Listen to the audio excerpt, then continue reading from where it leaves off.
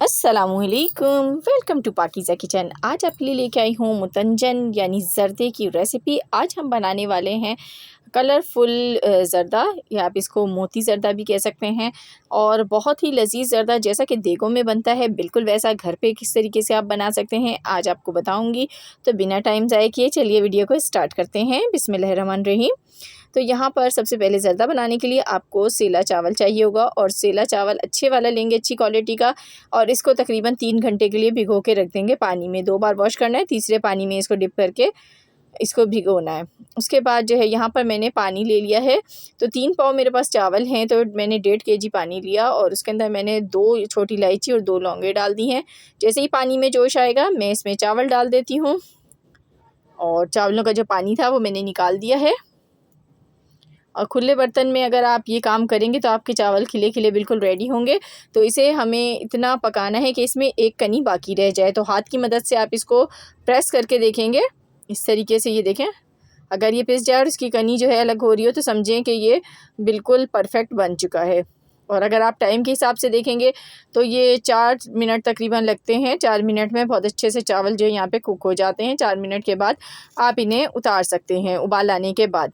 तो बस हमारे जो चावल हैं वो अब बिल्कुल परफेक्ट रेडी हो गए हैं। इसको छान लेते हैं और इसका पानी हमें फेंक देना है। दूसरी तरफ मैंने एक पतीली ले ली है, और इसमें हम डालेंगे घी। तो ये ऑयल में आपने नहीं बनाना है, घी में बनाएंगे तो ही बहुत अच्छा आपका ज़र्दा बनेगा। तो यहाँ पर जो खाने वाले चम्मच होते हैं, मैंने 4 से 5 खाने के चम्मच इसमें डाल दिए। साथ ही मैंने 5 से 6 छोटी इलायचियाँ डाल दी हैं। अच्छी तरह से इलायचियों को कलर आने तक पकाना है। उसके बाद इसमें हम चीनी डाल देंगे। 3 पाव चावल हैं तो 2.5 पाव आपने चीनी का इस्तेमाल करना है। यानी हमारे पास 750 ग्राम चावल हैं तो हमने उसके अंदर 500 ग्राम चीनी का इस्तेमाल किया है। और ये काम आपने नाप के करना है। आपका जो मीठा है वो परफेक्ट रहेगा इसमें। और आधा कप पानी डाल दीजिए, और इसको हमें मेल्ट करना है। लो फ्लेम पर मैं इसको पकाऊंगी ताकि चीनी जो है वो अच्छी तरीके से मेल्ट हो जाए। पानी बिल्कुल थोड़ा ही आपने इसमें शामिल करना है, बहुत ज़्यादा शामिल नहीं करना। तो देखें, कुछ देर पकाने के बाद इसमें इस तरह के बबल्स आना शुरू हो गए हैं। यहाँ पर आपने इसको चेक करना है, बस ये चिपचिपा होना चाहिए। आपने इसको एक तार का शीरा बिल्कुल भी नहीं बनाना है। अगर आप एक तार का शीरा बनाएंगे तो आप जब इसमें चावल डालेंगे तो वो स्टिकी हो जाएंगे, और आपका जो ज़र्दा है वो सही नहीं बन पाएगा। तो अब इसके अंदर हम चावल डाल देते हैं। चावल डाल के और इसको अच्छी तरीके से मिक्स कर लेंगे। तो जैसे ही हम इसमें चावल डालेंगे तो चावल भी अपना पानी थोड़ा छोड़ते हैं, और इसमें थोड़ा सा आपको जो है गीलापन नज़र आएगा।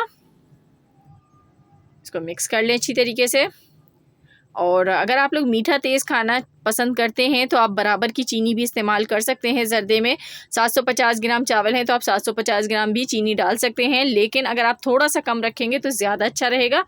यहाँ पर मैं जैसे ही इसका पानी थोड़ा थोड़ा सा ख़त्म होने लगा है तो इसके अंदर नारियल डाल रही हूँ। नारियल हमने इस तरीके से बड़े बड़े पीसेस में कट किया है, ये बहुत ही खूबसूरत लगता है। साथ ही इसमें बादाम डाल दिए। ड्राई फ्रूट्स अपनी मर्ज़ी के आप कुछ भी डाल सकते हैं, इसमें किशमिश भी ऐड कर सकते हैं, जो आपको पसंद हो। पिस्ता डाल दें, बादाम, जो आपका दिल करे इसमें डाल दें। और ये देखें, मैंने इसको डाल के अब इसको पकाऊंगी। इस टाइम डालने से ये होता है कि ये अच्छी तरह से मिक्स हो जाते हैं इसमें ड्राई फ्रूट्स। अब यहाँ पे मैंने 3 तरह के कलर ले लिए हैं। सबसे ज़्यादा बनाने में लोगों को यही परेशानी होती है, जो कलर होता है वो फैल जाता है और सही से नहीं आता। तो आपने कलर लेना है, और उसके अंदर आपने 1 ड्रॉप सिर्फ जो है केवड़ा एसेंस का मिला लेना है।